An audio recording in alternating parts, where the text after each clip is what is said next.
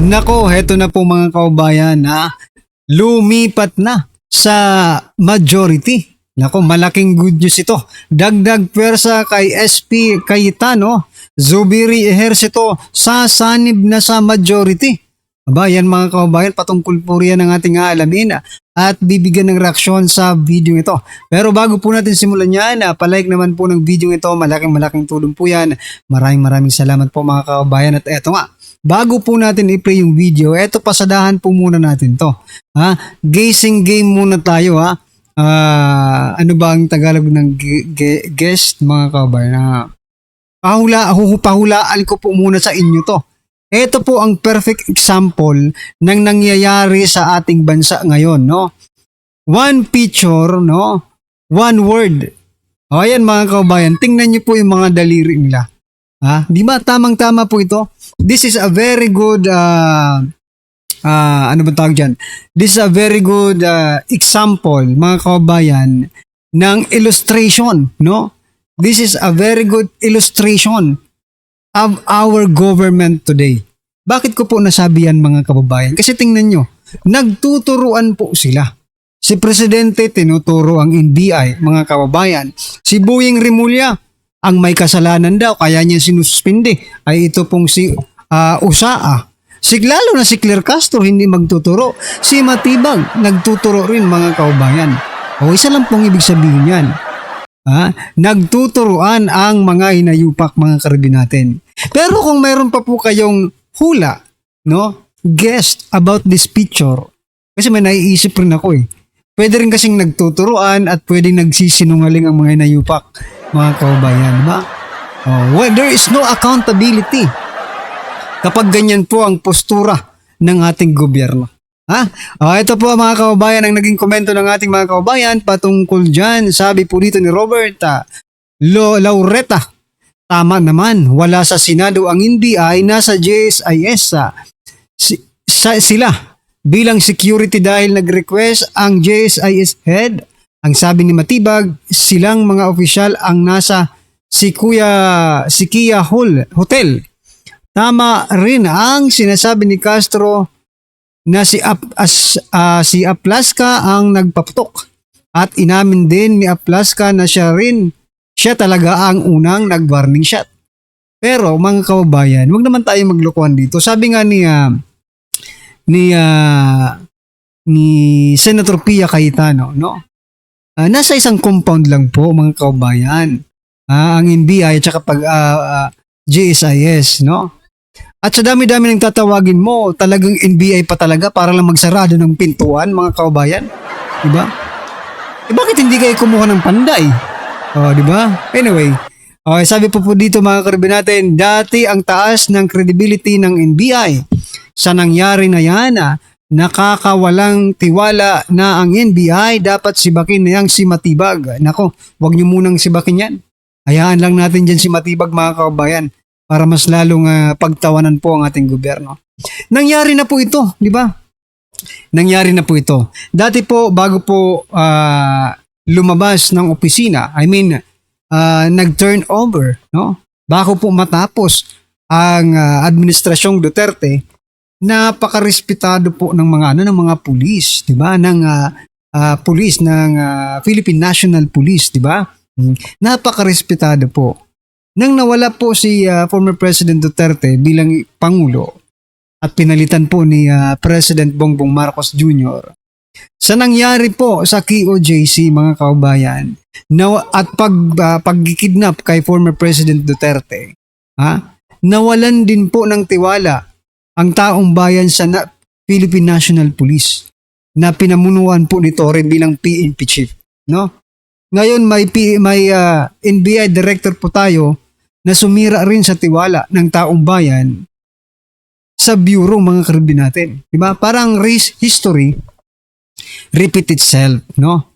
So yan mga kababayan, ano po ang inyong masasabi dito sa picture na ito? Just comment down below mga kababayan at ito. Pasadahan din po natin ito mga kababayan. Ito po, teka lang palakihin natin ito. Sabi po dito sa post na ito mga kababayan, ayan sabi po dito, Senator Erwin Tulfo, kinuyog at binato rin umano ng bote ng mga taga-suporta ni Senator Bato. Ayan, kasalanan na naman ni Bato, mga kababayan. Ha? Yun naman yung ini-implicate nila dito, no? Na kasalanan ni Bato kaya pinagbabato itong si Senator Erwin Tulfo. Well, anyway, kung i-analyze po natin, mga kababayan, yung mga nangyari, ang tanong, bakit ka po binato? Ha? Bakit ka binato ng mga taga-suporta? Ha? Ng mga kalaban mo? Diba? Baka may ginawa kang mali, mga kababayan. Diba? Hindi naman mambabato itong mga kababayan natin. For example lang, kung totoo man ito, ha? Kaya nabalitaan ko lang kasi ano lang si Soto, 'di ba? Pinagbabato rin kasi nga masyado pong nagalit yung taong bayan sa kanila. At saka kung ako, eto first impression dito sa balitang ito, kung totoo man po ito, na pinagbabato talaga. Baka kasi mamaya drama lang ito. 'Di ba? Kasi mahilig naman po sila sa mga drama. Iniisip ko po kasi, no, my first impression about dito, mga kababayan, deserve. Yun ang unang pumasok sa utak ko. Deserve mo yan. Ikaw ba naman, iwanan mo yung mga, diba? Iwanan mo yung mga kapwa senador mo doon habang nagpuputukan. Hindi ba katrahidoran yan? Deserve mo na binato ka. Buti nga hindi ka tinamaan. Diba?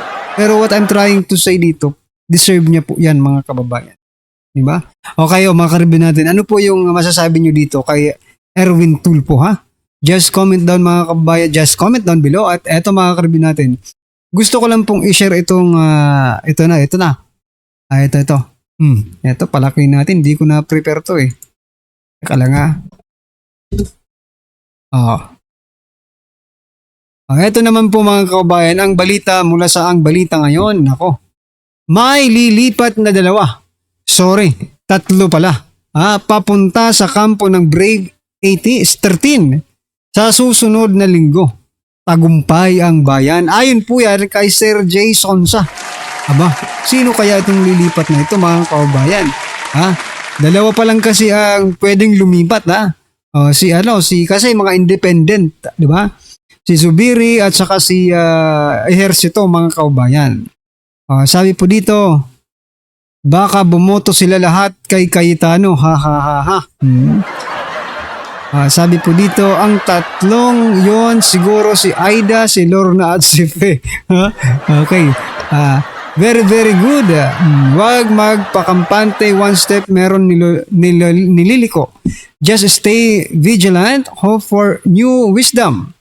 Konsensya sa future for stability of the vessel Philippines. To make upright position, no listing port. And starboard, always upright position for the benefit of the country as well as Filipino people. Ayan, mga kababayan, no? In relation po dito sa balitang ito, i-play na po natin yung video. Pasok. Ngayon, trending at pinag-uusapan ngayon sa mundo ng social media. Ang di umano'y balitang matapos ang di umano'y gapangan sa grupo ni Tito Soto at para sa planong muling kudita di umano sa Senado. Attorney Luna, may malaking pasabog sa publiko na dapat malaman ng taong bayan. Posibleng dagdag puwersa at paglipat ni Senator Mig Zubiri at GB Ejercito sa kampo ni Senate President Alan Peter Cayetano para hindi makabalik ang di umano'y abusadong pamumuno ni Tito Soto. Posibleng mangyayari sa liderato ni Senate President Alan Peter Cayetano. Pero bago ang lahat, kung bago ka pa lamang sa aming channel, please huwag kalimutang mag-like, subscribe at i-click ang notification bell para mas maging updated ka pa lalo sa lahat pa ng bagong video na i-upload namin. At eto na nga, mga kababayan, ayon pa sa kumpirmadong balita, hindi nila mapapatalsik si Senator Alan Cayetano. Ito ang sinabi ng abogado na si Attorney Luna sa isang panayam sa SMNI News. Matatag umano ang pamumuno ni Cayetano sa Senado, lalo pat isa itong abogado. Nakikita din umano ni Attorney Luna na matatag ang kasalukuyang majority kahit 13 lang sila. Maugong kasi ang mga balita na baka daw babalik si Mig Zubiri bilang Senate President. Inamin din ni Cayetano na may mga kumakausap daw sa ibang mga miyembro ng majority na sumama sa minority bloc. Dahil nga sa mga pangyayari dyan sa Senado, umuugong na naman daw itong kudita sa loob. Mismo ang SP Cayetano sinasabi may mga from minority na kinakausap na yung ilan po sa mga nasa majority para lumipat. At ito nga, may plano daw patalsikin itong si SP Cayetano. Ano pong pananaw po ninyo? Well, they don't have the numbers, itong mga minority. 9 lang sila eh. Kahit pa magsali sa kanila yung additional 2, 11 lang sila.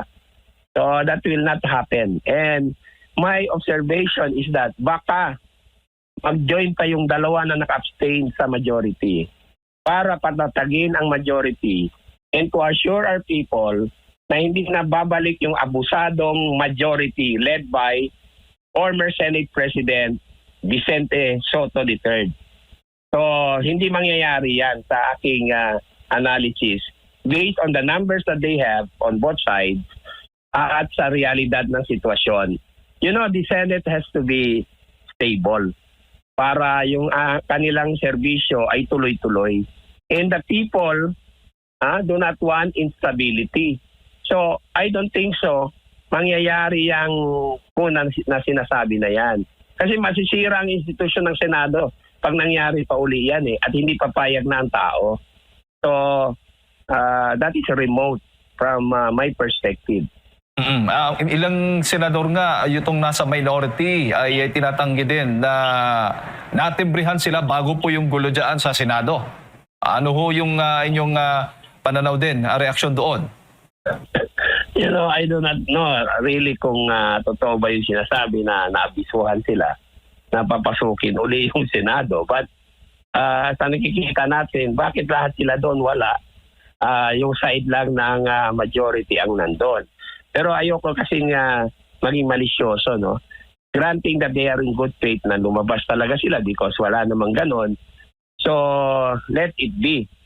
Pero ang klaro dito is that kahit anong sabihin ng NBI at ng Palasyo, based sa circumstances and the situation na nangyari ng Mayo 13, klarong-klaro na merong attempt to assault the Senate for the second time.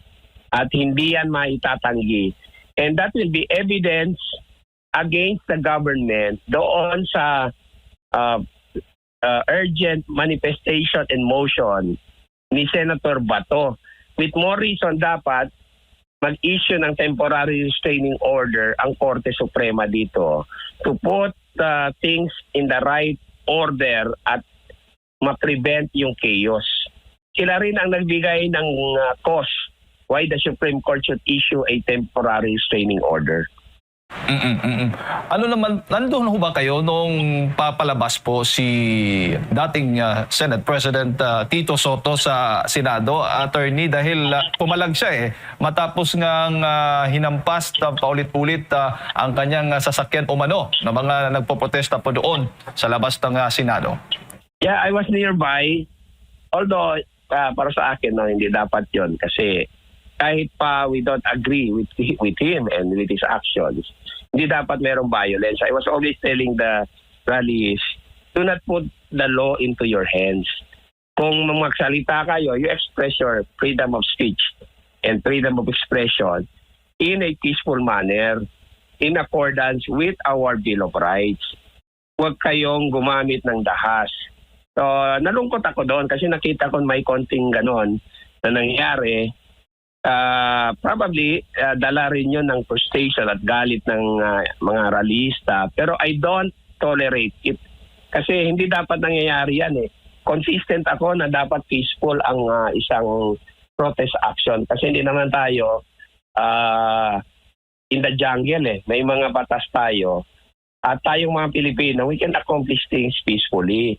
Pero nga tayong dalawang EDSA EDSA 1 and EDSA 2, which were accomplished in a peaceful, non-violent manner. So, hindi ko yun sinasanction. Hindi ko tinotolerate yung ganyan. Very unfortunate na nangyari yun kay Senate President Soto. Former. Senate President Soto. Opo, opo.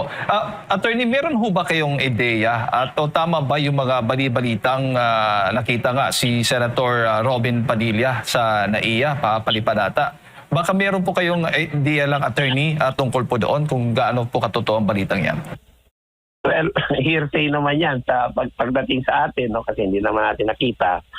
I really don't know. Pero